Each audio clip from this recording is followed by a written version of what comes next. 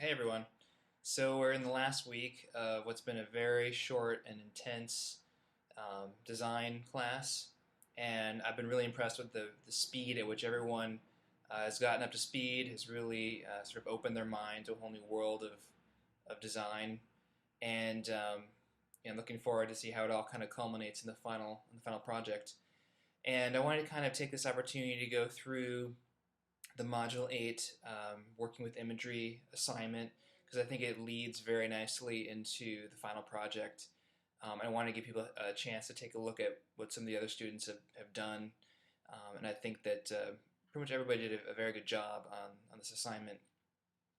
So I'm going to go through some samples from students and kind of just talk about them a little bit. Um, I thought this was a very nice version of the adult banner. One thing I noticed though that a lot of people had one aspect of the requirements. So you had to both showcase healthy eating, which is fruits and vegetables. You also had to showcase physical activity. Those are two equally important aspects of this program. They want kids to eat fruit and vegetables. It's sponsored by the fruit and vegetable industry group, so that's important. And then the other aspect is that they want kids to get out and exercise 60 minutes a day. And so a lot of people showcased one or the other, like the fruits and vegetables or the physical activity, but you did need to show both. But I'm showing this one anyway because I think it's a really nice use of strong typography and color of type. Even overlaying an image, the type is still very clear. This looks like it could be a label for an orange juice container. I don't know, it's just very strong and it kind of jumps out at you. But again, this kind of needed some aspect of physical activity to it. Same thing with this one. I'm showing this because I kind of like the transparency of the text.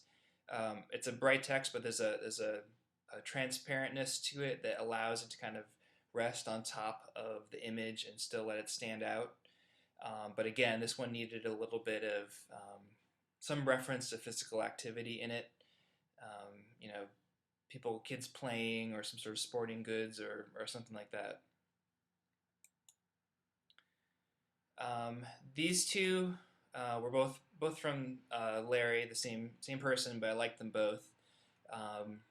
This one, has a kind of oversized logo, and it's just kids doing active, fun things.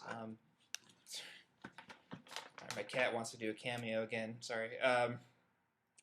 Kids doing fun things and doing physical activity, and I think it works really well. The kids look like they're happy and they're smiling, so I think that works. This other one is a different take on it, but I think it works just as well. You've got these big, powerful, bold, colorful letters on top of these where it says power on top of the apple and play on top of the ball.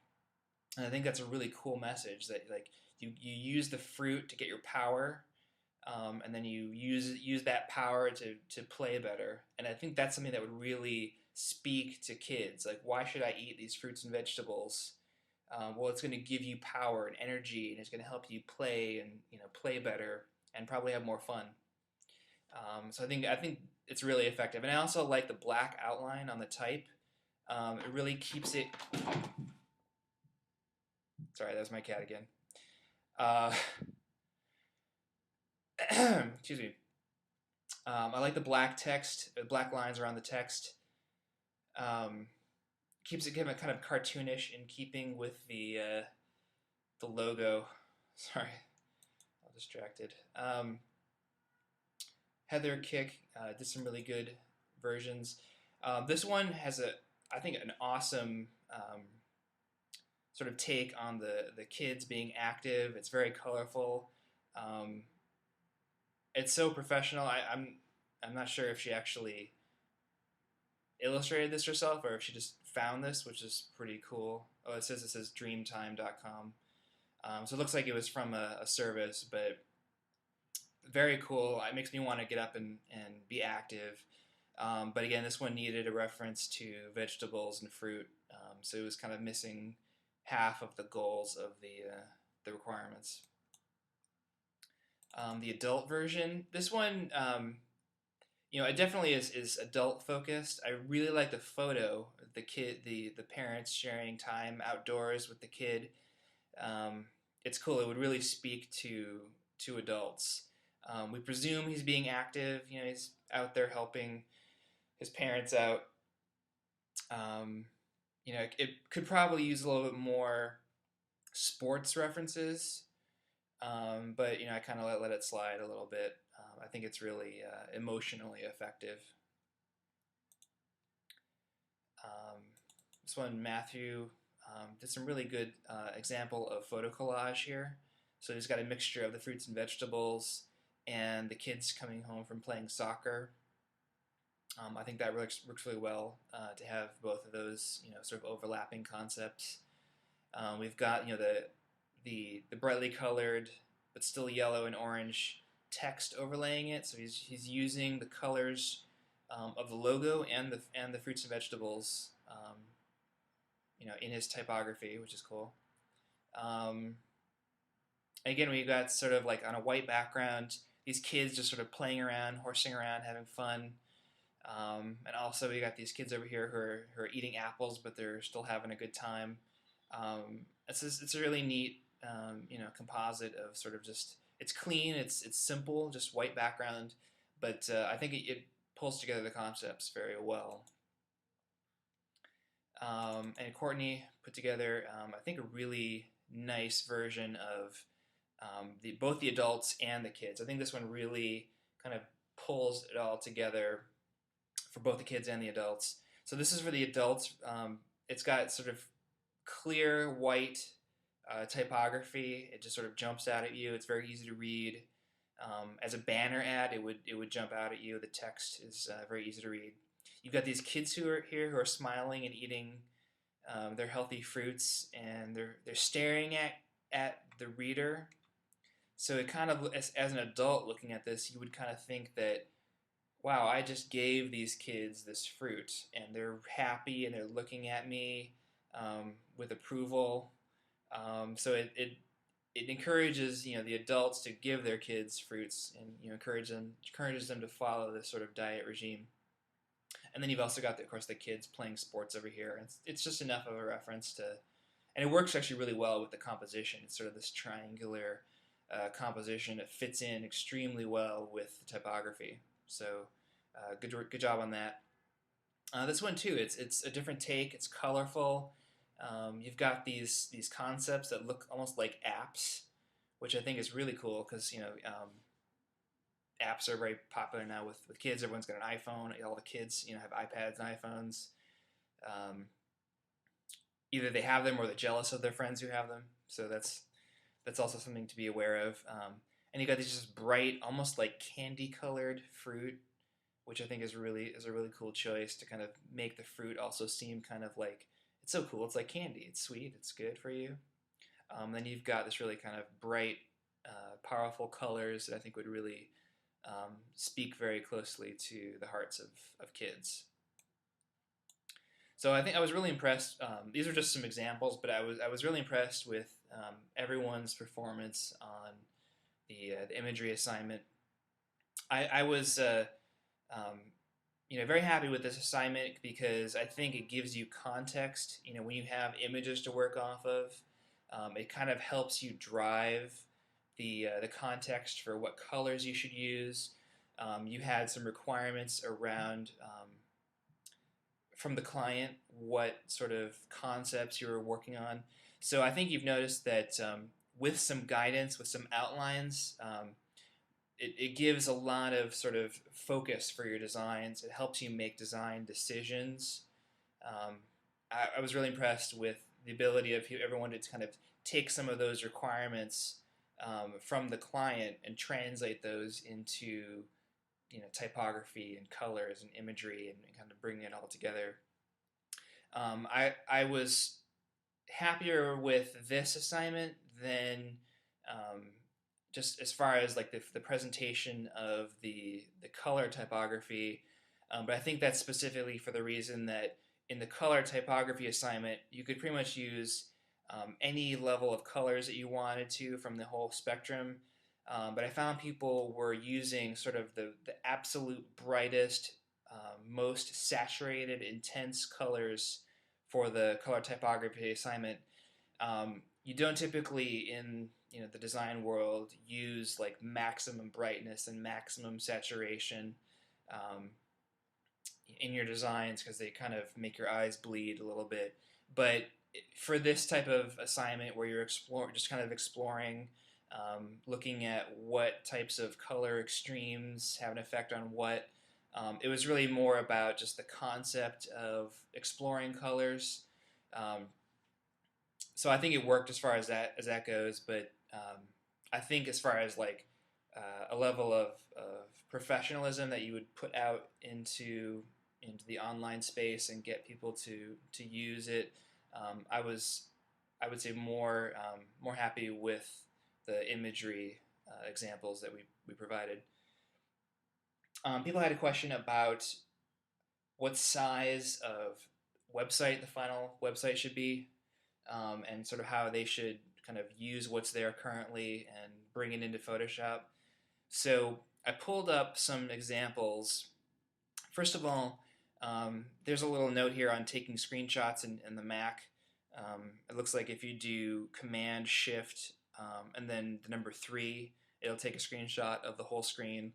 And Command Shift 4, I'll take an example here, it will grab whatever you choose. So you can just grab and highlight an area.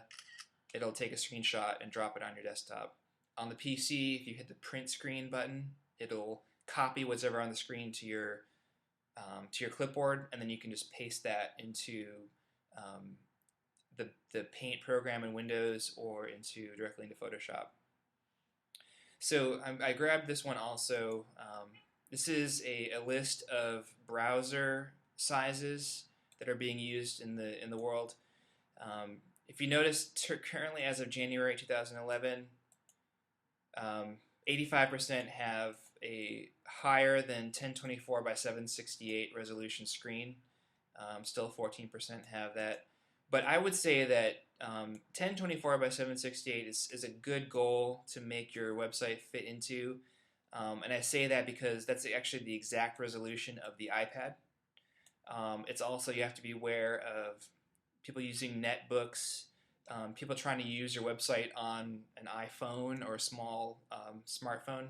So we've kind of reached a point where 1024 by 768 is sort of the optimal screen size to shoot for. Anything more than that, you're going to kind of leave mobile devices behind. So I actually, what I'm going to say is you should use a 960 pixel width for your screenshot for your websites. And I'm actually going to take a screenshot here. I believe this is exactly 960 pixels wide. So I'm going to grab this, I'm going to go over to my desktop, and I'm going to bring the screenshot into Photoshop. That's not the screenshot I wanted to take. This one. So that's the screenshot. If you go to image size, it's well, this is 962, but it's I was off a few pixels, but it's basically 960. It's more or less the most common width of a website. So now that I've brought this into Photoshop, like let's pretend that this is the website I'm going to be working on redesigning.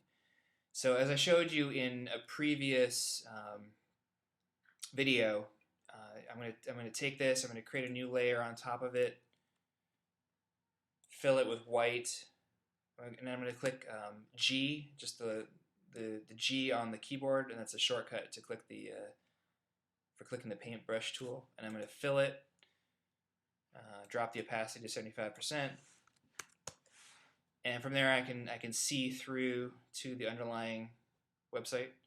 And I'm going to create a new layer, and then from there I can just start drawing on top of it. Like here's my header. Choose black, stroke, and then Command D, deselect, and there I've started to draw my wireframe outline. So that's a good way to kind of get started with the website that you want to use. Another thing you can do is you can just use the actual website. You can grab pieces of it if there's aspects of the website that you want to hold on to, and there's certain other ones you want to get rid of. Like, let's say I want to keep this content here, so I'm going to grab this this area, and what you can do is layer, new, layer via copy, or you can do Command J, and that'll just automatically be a shortcut for creating a copy of it. Oh, actually, yeah, Photoshop has a lot of little rules. You've probably discovered. I didn't have the background selected, so I wasn't able to copy that. So I'm going to do that again. I'm going to do layer, new, layer via copy. And what it did here is it created a new layer, and I can turn the background off, and I just have this layer available. So this is really handy to be able to kind of take the existing website, if you need to take bits and pieces of it and kind of start slicing it up, moving them around, and kind of almost working with it like clay. I kind of use that analogy. And of course you can drag this around, do all your typical Photoshop type of work on it. You can also take bits and pieces of them and kind of slowly turn them off, and so on. And that's pretty much it. That's what I wanted to show you. I think that gives you a good basis for getting started. I'm available for any sort of questions if you are having problems with Photoshop.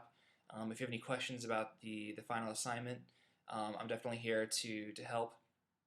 I discovered, unfortunately, that my subscription to the get emails notifications from the discussion board was somehow turned off by Blackboard, which is kind of upsetting to me. But I've turned that back on. You can always email me directly, or you can leave a posting on the discussion board, and I'll get an email for it, and we can contact that way. But that's it. It's been great, kind of working with everybody. I've been really impressed with how you've done, and I'm looking forward to seeing your final work. All right, thanks.